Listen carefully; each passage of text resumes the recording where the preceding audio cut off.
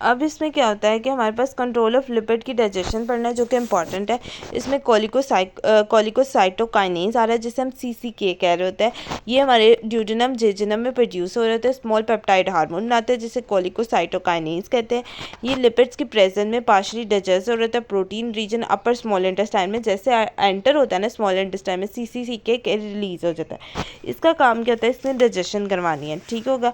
Digestion करवानी है, किसने करवानी है, CCK ने। देन उसके बाद इधर एक और हार्मोन का वो जिक्र करेंगे जो हमारे पास क्या आता है और किसकी करवानी है। सबसे इम्पॉर्टेंट बात, CCK ने लिपिड की डाइजेशन करवानी है प्रोटीन की, ठीक होगा। और सक्रीटन जो होता है ये सक्रीट कर रहा होता है इंटेस्टाइनल सेल कर रहे होते हैं। स्मॉल पेप्टाइड हार्मोन है। सक्रीटन जो होता है वो लिवर से रिलीज करा रहा होता है सोल्यूशन जो रिच होता है बाइकार्बोनेट का, और पीएच को न्यूट्रलाइज कर रहा है, ठीक होगा। ये बात होगी। अब ये देखिए फ्लो चार्ट, ये स्टमक सा बनाया है, कोलिकोसीटी के इन ब्लड से गई, ठीक है, एंडोथीलियर सेल से गई, स्मॉल इंटेस्टाइन में जैसे आ गया, डायरेटरी लिपिड्स ने काम किया इस पे, सक्रीटन रिलीज हो गया फॉरन। सक्रीटन ने जाके बाइकार्बोनेट को कहा आ जाओ भाई मुझे चाहिए बाइकार्बोनेट को। CCK ने लिपिड्स को उठा लिया। इसने किसको उठा लिया, सक्रीटन ने हमारे पास किसको उठाया, मैंने अभी बताया था आपको, किसको रिपीट करें, कि हमारे पास बाइकार्बोनेट को ले लिया, ठीक है, जो रिच कंपाउंड होंगे। देन गॉल ब्लैडर ने बाइल को किया, ठीक है। बाइल भी आगे पढ़ते हैं कि बाइल किस तरह एमल्सिफिकेशन करवा रहा है। चले अब आता है ट्राइग्लिसराइड डिग्रेडेशन। ट्राइग्लिसराइड टूट जाता है जब फैट और वाटर मिलता है तो फैटी एसिड ग्लिसरॉल बनता है। अब emulsification of directly lipids in a small intestine हम पढ़ने लगे हैं। ये क्रिटिकली इंपॉर्टेंट प्रोसेस होता है एमल्सिफिकेशन का डायरेक्टली लिपिड्स क्या जो ड्यूडेनम में हो रहा था। एमल्सिफिकेशन क्या होती है, तब एमल्सिफिकेशन का मतलब क्या है कि जो मॉलिक्यूल बड़े बड़े हैं ना उसको छोटे छोटे मॉलिक्यूल में कन्वर्ट करते हैं।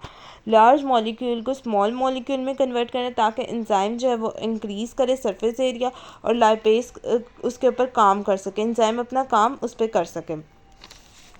अब क्या हो रहा है, एमल्सिफिकेशन जो होता है वो हाइड्रोफोबिक और लिपिड के ड्रॉपलेट्स में कन्वर्ट कर देती है डाइजेस्टिव एंजाइम की प्रोसेस में, ठीक है। और इसकी वजह से क्या होता है, ताकि डाइजेस्टिव एंजाइम इसके ऊपर काम कर सके, वो ड्रॉपलेट एक्वा सोल्यूशन के लिए इफेक्टिव होता है। अब दो मैकेनिज्म होता है, एक detergent property of boiled soil होता है, मतलब डिटर्जेंट के तौर पे कि हमने डालते हैं तो वो डिटर्जेंट जो बैक्टीरिया वगैरह होते हैं उस लेवल पे ख़त्म हो जाता है।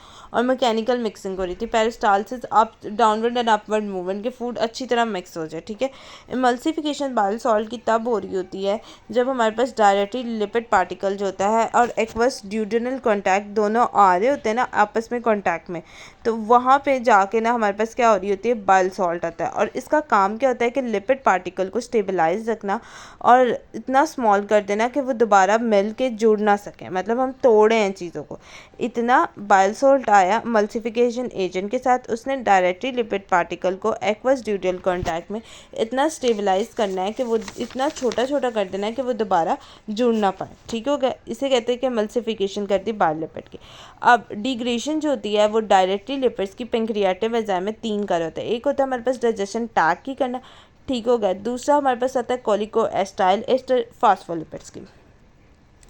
टैग की बात की जाए तो टैग जो होता है वो पेंक्रियाटिक लाइपेज होता है जो कि रिमूव करता है फैटी एसिड को कार्बन 1 और 3 से। प्राइमरी प्रोडक्ट होता है, मिक्सचर बनाना होता है 2 मोनो एसाइल ग्लिसरॉल और फ्री फैटी एसिड।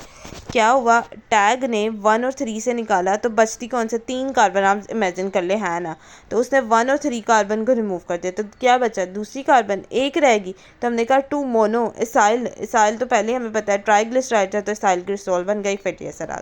समझ लगी, किसने किया टैग को, पेंक्रियाटिक लाइपेज ने।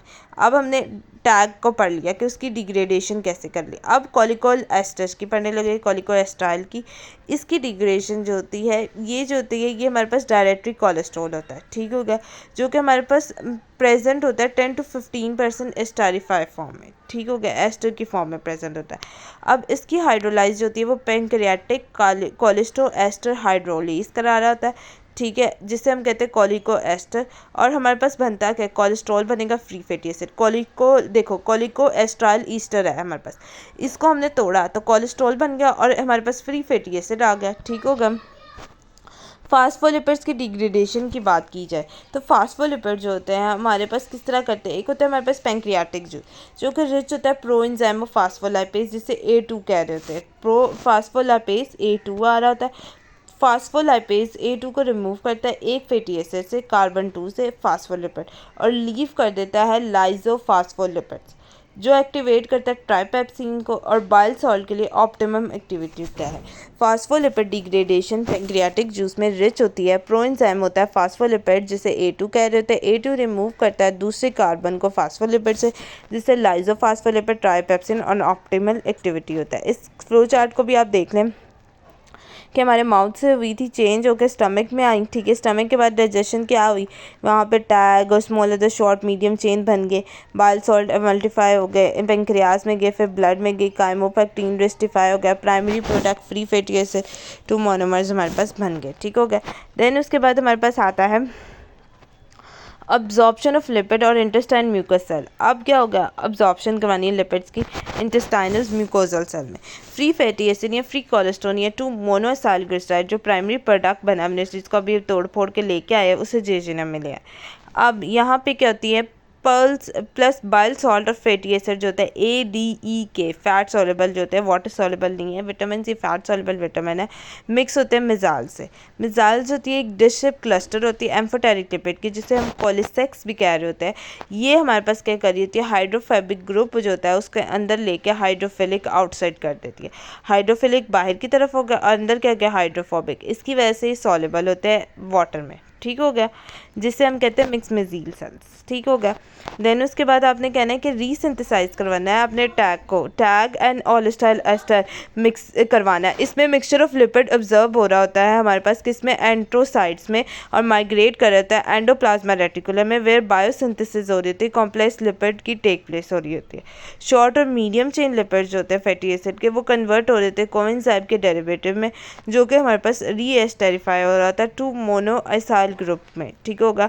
शॉर्ट और मीडियम चेन लिपिड जो है वो हमारे पास कन्वर्ट हो रहे कोएंजाइम के डेरिवेटिव में, जो है 2 मोनोएसाइल ग्रुप हो रहा होता है, ठीक है। अब ये देखें हमारे पास क्या हो रही है कि फैटी एसिड आया, और ये वैसे आप देख लें ये इतना इंपॉर्टेंट नहीं है, ठीक है। लिपिड की मेटाबॉलिज्म और हमारे पास अब्जॉर्प्शन आती है। शॉर्ट चेन फैटी एसिड जो होता है वो ऑब्जर्व हो जाता है हमारे पास और एंटर हो जाता है पोर्टल वेन से लिवर में।